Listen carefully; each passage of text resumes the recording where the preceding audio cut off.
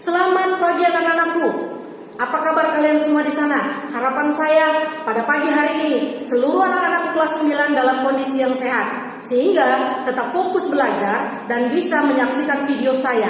Dan harapan saya juga jangan jemu-jemu untuk melihat video pembelajaran dari saya, ya. Nah, pada pertemuan kita yang ketiga kali ini kita khusus membahas mengenai spermatogenesis, ya. Spermatogenesis seperti judul slide saya, ya. Apa itu spermatogenesis? Nanti kita bahas. Nah, di sini sengaja saya kasih gambar adanya sperma, gambar satu sel sperma, ya. Oke, mari kita bahas satu persatu. Ya, baik.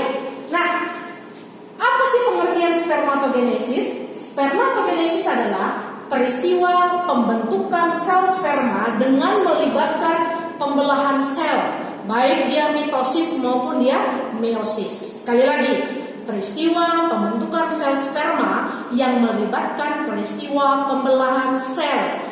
Apa itu? Pembelahan sel mitosis dan pembelahan sel meiosis, ya. Nah, kemudian ada yang dikenal dengan nama sel induk sperma. Sel induk sperma itu dikenal dengan nama lain adalah spermatogonium, ya. Setiap satu spermatogonium bisa menghasilkan 4 sperma matang, ya, 4 spermatozoa yang matang.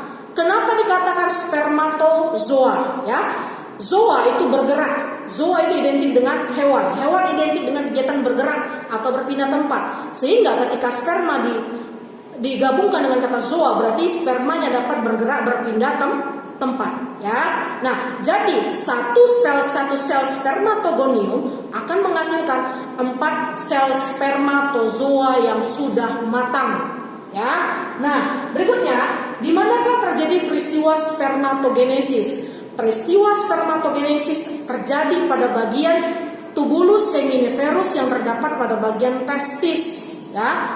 Alat kelamin laki-laki yang kita bahas minggu lalu pada video yang saya kirimkan minggu lalu itu ada berbicara tentang testis. Nah, pada bagian testis terdapat yang namanya tubulus seminiferus. Nah, pada bagian tubulus seminiferus inilah di tempat memproduksi yang namanya sel sperma. Ya, oke, jelas ya? Oke, baik, kita lanjutkan. Nah, inilah peristiwanya, ya. Peristiwa spermatogenesis dimulai dari satu spermatogonium akan mengalami pembelahan secara mitosis, ya, pembelahan secara mitosis akan menghasilkan yang namanya spermatosit primer, ya, spermatosit primer. Nah, spermatosit primer akan mengalami pembelahan meiosis 1, itu akan menghasilkan yang namanya spermatosit sekunder. Nah, spermatosit sekunder akan mengalami pembelahan meiosis 2, akan menghasilkan yang namanya spermatid. Nah, spermatid ini akan mengalami pematangan yang dikenal dengan nama spermatozoa, ya. Itulah dia.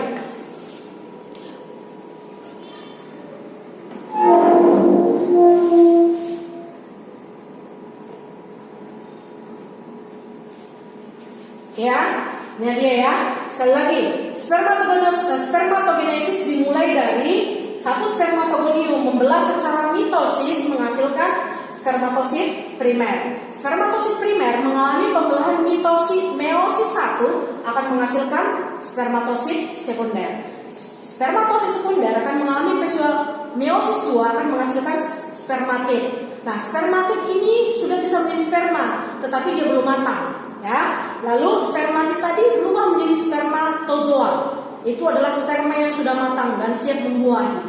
Nah, jadi satu spermatogonium akan menghasilkan 4 spermatozoa atau sel sperma yang sudah matang, ya. Nah, kalian perhatikan di situ, ya. Spermatogonium memiliki kromosom 2N atau yang dikenal dengan nama diploid. Spermatosit primer memiliki kromosom 2N yang dikenal dengan nama diploid. Sedangkan spermatosit sekunder akan dikenal dengan nama memiliki kromosom haploid, yaitu cuma 1. Berikutnya juga spermatid haploid, ya. Spermatozoa juga haploid, ya. Kenapa? Ini menunjukkan jumlah kromosom yang terdapat di dalam. Kenapa perlu Ibu jelaskan ini tadi? Ini menunjukkan bahwa di dalam spermatozoa terdapat yang namanya kromosom. Di dalam kromosom terdapat yang namanya DNA RNA, ya. Nah, DNA RNA inilah tempat menyimpan informasi genetik yang dimiliki oleh suatu individu. Ya, nah itu dia. Oke, nah ini peristiwa spermatogenesis. Nah, berikutnya.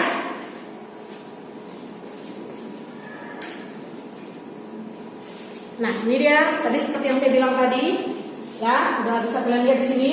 Sel sperma, selulosperma, spermatogonium dengan inti sel diploid 2N. Spermatosit primer memiliki inti diploid 2N. Spermatosit sekunder memiliki inti haploid N melalui peristiwa pembelahan meiosis 1. Yang kedua, spermatid memiliki inti haploid lewat pembelahan meiosis 2. Nah, yang terakhir, sperma yang dihasilkan dapat bergerak bebas sehingga disebut dengan spermatozoa. Ya, sperma yang dihasilkan dapat bergerak bebas sehingga disebut dengan sel spermatozoa yang memiliki kromosom haploid atau N. Ya, oke, berikutnya.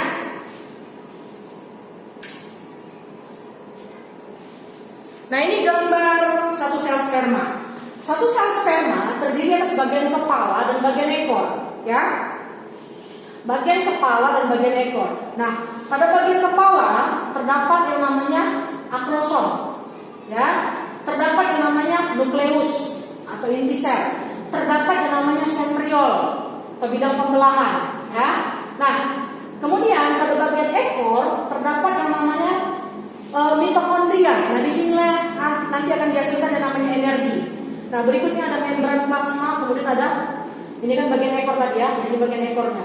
Jadi pada bagian ekor terdapat mitokondria dan membran plasma. Sedangkan pada bagian kepala terdapat akrosom, nukleus, dan sentriol. Ya, jadi secara umum satu sel sperma terdiri atas kepala dan ekor. Nah, bagian kepala terdiri atas akrosom, nukleus, dan sentriol. Sedangkan bagian ekor terdiri atas mitokondria penghasil energi, membran plasma tempat terjadinya peristiwa metabolisme sel. Ya, Bu, apa fungsi akrosom? Akrosom ini akan menghasilkan enzim. Nah, enzim ini digunakan untuk melubangi, ya, penghancur sel telur sehingga sel sperma ini bisa masuk ke dalam inti sel telur. Itulah dia. Nah, nukleus ini dia pengatur seluruh kegiatan sel. Kemudian sentriol ini adalah bidang pembelahan. Ketika terjadi peristiwa pembelahan tadi, pembelahan mitosis maupun meiosis, dia yang berfungsi, ya. Nah, mitokondria tadi yang saya jelaskan tadi, ya, dia digunakan untuk menghasilkan energi sehingga ini seluruh sel sperma ini dapat bergerak. Itulah dia, ya. Oke. Berikutnya. Nah, sudah habis ya.